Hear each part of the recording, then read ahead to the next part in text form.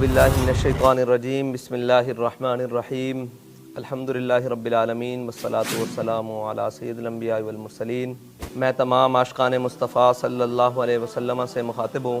جیسا کہ پوری قوم کے علم میں ہے کہ حکومت پاکستان کے اعلیٰ ذمہ داران نے تحریک لبیک پاکستان کے مرکزی امیر قبلہ امیر المجاہدین رحمۃ اللہ تعالیٰ علیہ کی حیات مبارکہ میں 16 نومبر 2020 کو فرانسیسی سفیر کو ملک بدر کرنے کا ایک معاہدہ کیا۔ اس معاہدے کی تکمیل کے لیے دوبارہ 2 ماہ کا مزید وقت 20 اپریل تک مانگا گیا، جس کا باقاعدہ اعلان وزیر اعظم پاکستان نے پوری قوم کے سامنے میڈیا پر کیا۔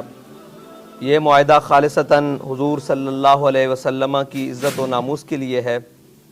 تحریک لبیک یا رسول اللہ پاکستان کی مرکزی مجلس شورا نے اتفاق رائے سے فیصلہ کیا ہے کہ 20 اپریل بروز منگل تک اگر حکومت پاکستان نے اس معاہدے پر عمل درآمد نہ کیا تو رات 12:01 پر قبلہ امیر المجاہدین کے مزار اقدس سے ناموس رسالت صلی اللہ علیہ وسلم مارچ کا آغاز کیا جائے گا۔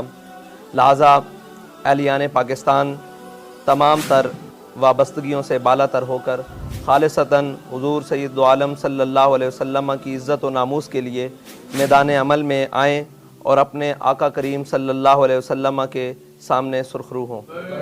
لبیک لبیک رسول اللہ، لبیک لبیک لبیک یا رسول اللہ، زندہ آباد زندہ آباد زندہ آباد زندہ آباد۔